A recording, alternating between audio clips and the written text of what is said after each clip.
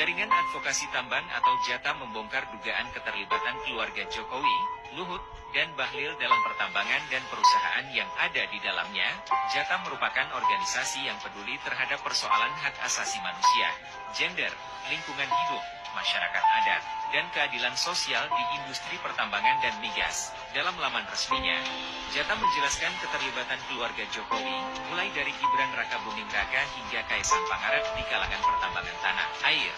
Keterlibatan Luhut Binsar Panjaitan sebagai Menteri Koordinator Bidang Kemaritiman dan Investasi RI serta Bahlil Lahadalia sebagai Menteri Investasi RI juga diungkap Jatam. Bahlil disebut memiliki keterkaitan dengan PT Meta Mineral Pradana, perusahaan tambang nikel yang memiliki 2 izin pertambangan di Konawe Utara, Sulawesi Tenggara.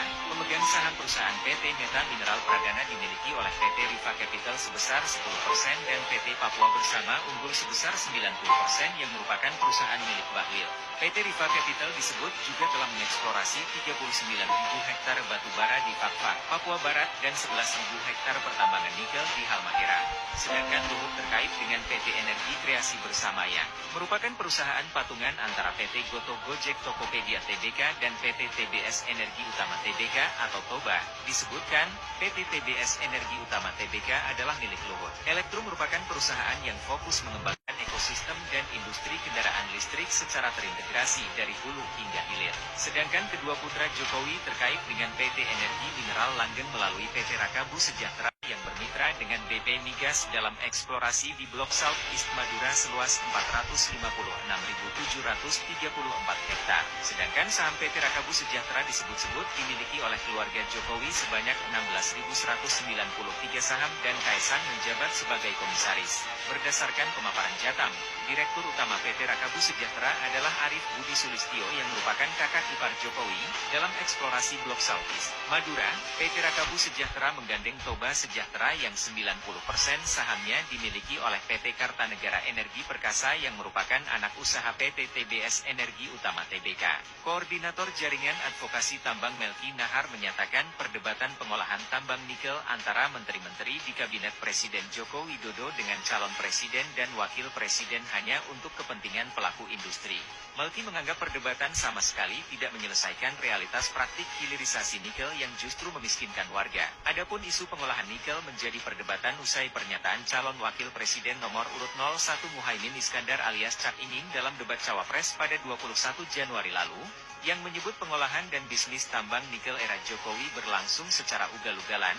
Pernyataan itu kemudian dibantah oleh Menko Marves Luhut Binsar Panjaitan dan Menteri Investasi Bahlil Lahadalia.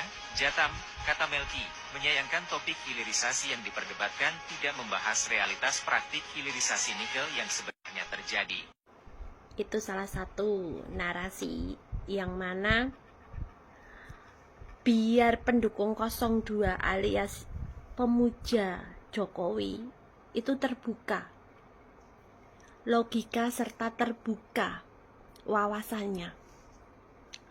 Jangan terus-terusan all in, jangan terus-terusan bangga sana sini, jangan terus-terusan membanggakan Jokowi presiden terbaik.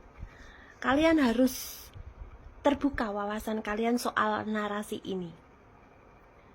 Yang mana itu hak kalian mendukung Jokowi presiden terbaik. Dan menurut saya dari narasi video di depan, saya semakin yakin bahwasanya bukan cuma 11-12 dengan keluarga cendana, keluarga Jokowi ini, tapi lebih ingin berkuasa dan menguasai Indonesia. Lebih dari Orba, lebih dari keluarga cendana. Keluarga cendana tidak ada yang menjabat dalam pemerintahan, kecuali Mbak Tutut dulu sebelum almarhum Presiden Soeharto wafat. Dan di akhir masa pemerintahan Presiden Soeharto, setelah dilantik Mbak Tutut dijadikan menteri.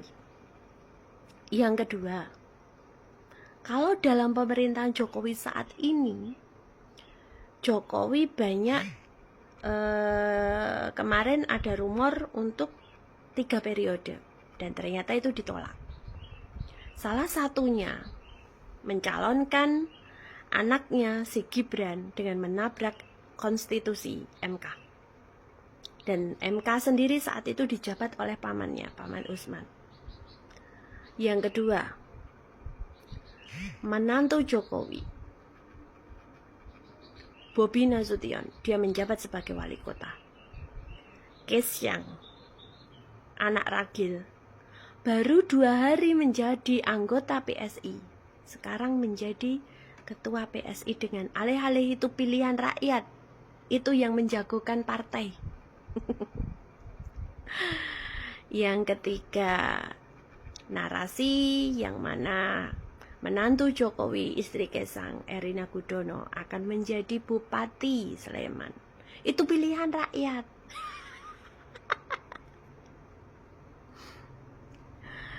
Kenapa Jokowi, anak-anaknya ada dalam pemerintahan? Ya biar bisnis mereka aman, langgeng. Dan kalian, rakyat, ya tetap belangsak, melarat. Karena apa? Rakyat biasanya akan diem jika dikasih bansos, BLT, dikasih kartu-kartu sakti. Jokowi terbaik karena sudah diberi bansos. Jokowi presiden masa kini perubahan Indonesia maju. Karena apa? Dikasih BLT. Jokowi tetap menjadi kebanggaan rakyat Indonesia karena dikasih KIS, KIP. Nanti akhirnya akun gue diserang lagi, dikira gue banyak bacot. Yang bilang gue banyak bacot silahkan Anda pelajari dulu narasi ini. Nanti dibilangnya ngedit lagi ya. Biar cerdas, biar otaknya pinter cerdas ya. Bukan cerdas lagi, cerdas saya bilang. Karena apa? Yang belum keluar kartu dungu.